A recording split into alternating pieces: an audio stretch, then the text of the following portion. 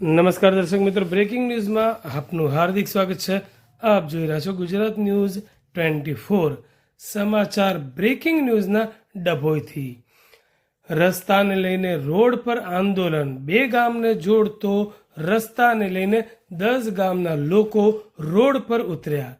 ડભોઈ તાલુકાના કરનેટ ગામ પાસે કોંગ્રેસ કાર્યકર્તાઓ દ્વારા આંદોલન કરવામાં આવ્યું।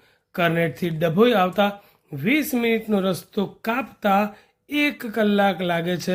વિદ્યાર્થીઓને અને ખેડૂતોને તેમજ ઇમરજન્સી 108 એમ્બ્યુલન્સને પણ તકલીફોનો સામનો કરવો પડે છે। ઇમરજન્સી કેસ હોય કે ડિલિવરી જેવી જરૂરિયાત 108ને સ્થાન પર પહોંચવામાં પડી રહી છે તકલીફ। વહેલી તકે રોડના ખાડાઓ પૂરાય એ પછી નવો રોડ બને તેવી લોક માંગ। ડભોઈ તાલુકાના કરનેટ ગામ પાસેથી રસ્તા પર બેનરો અને સૂત્રોચ્ચાર કરીને સરકારનો વિરોધ કરવામાં આવ્યો। બેનરોમાં નવો રસ્તો બનાવો, ખાડા પૂરો જેવા સૂત્રોચ્ચાર કરીને મોટી સંખ્યામાં 10 ગામના લોકોએ ભેગા થઈને આજે વિરોધ કર્યો હતો।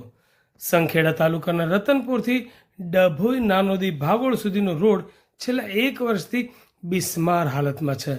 ડભોઈ તાલુકાના 10 ગામના લોકો ભેગા થઈને વિરોધ કરવામાં આવ્યા હતા। રતનપુરથી ડભોઈ સુધીનો રોડ મોટા મોટા ખાડાઓથી ભરેલો પડ્યો છે। જો વહેલી તકે ત્યાં રોડ બનાવવામાં નહીં આવે તો આવનાર સમયમાં 10 ગામના લોકોએ એકઠા મળીને ઉગ્ર આંદોલન કરીશું અને ચક્કા જામ કરીશું તેવી ધમકી પણ કોંગ્રેસે ઉચ્ચારી હતી। રતનપુર બ્રિજથી લઈને નાદોદી ભાગોળ સુધીનો જે રસ્તો આજની તારીખમાં જે હાલત છે એ જોવાલાયક છે। રોજે રોજ અહીંના વિદ્યાર્થીઓથી લઈને ખેડૂતોને ઘણી મુશ્કેલીઓ પડી રહી છે। અત્યારે રસ્તો જોવા જાઓ તો તમારે નૈરા ખાડા છે।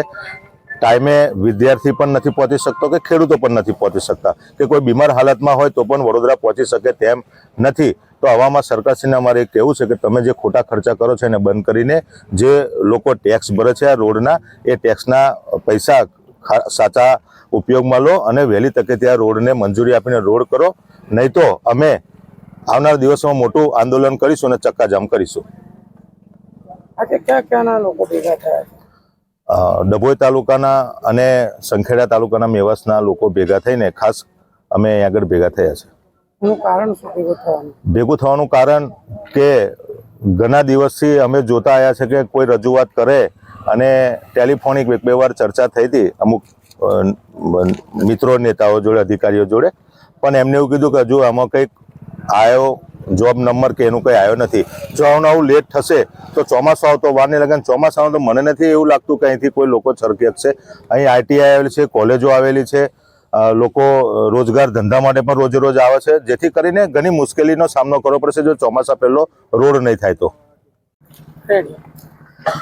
આજે રતનપુરથી લઈને નાદોદી ભાગોળ સુધીનો જે રસ્તો છેલ્લા 1.5 વર્ષથી રસ્તામાં ખાડા છે કે ખાડામાં રસ્તો છે તે કંઈ જણાય આવતું નથી। આ બહેરી મૂંગી સરકારને વર્ષોથી અમે કહીને થાક્યા છે પણ એમનું પણ કંઈ કોઈનું સાંભળવા રાજી નથી। આજે અહીંયાના વિદ્યાર્થીઓ હોય કે વિદ્યાર્થીઓને સ્કૂલે જવાનું આઈટીઆઈ આવી છે, અહીંયા ખાસ પ્રશ્ન જ્યારે ડિલિવરીનો પ્રશ્ન હોય તો એમ્બ્યુલન્સ બી ટાઈમે આવતી નથી અને એમ્બ્યુલન્સમાં પણ એટલી લોકોને તકલીફ પડી રહી છે। ત્યાં સરકાર સુધી અમે વાત પહોંચાડવા માંગીએ છીએ કે તમે 30 રૂપિયા 35 રૂપિયાના પેટ્રોલના 100 રૂપિયા લો છો, વિશ્વમાં સૌથી વધારે ટેક્સ લે છે આ સરકારને, તો પણ છેલ્લી કક્ષાની ગુણવત્તાવાળા રોડ અને રસ્તાઓ અમને આપે છે, જેથી કરીને પબ્લિક હેરાન થઈ જાય છે, ધૂળ થાય છે, લોકોને ધૂળ ઉડવાથી અસ્થમાના બધાના પ્રોબ્લેમ થાય છે। તે કે સરકારને અમે માગણી કરીએ છીએ કે વહેલી તરીકે અહીંયા રોડ બનાવવામાં આવે, બાકી નહીતર આ ગામના યુવાનો અમે 2 તાલુકાના ભેગા થઈને ચક્કા જામ કરીશું, જલદ આંદોલન આપીશું, તેમાં કોઈ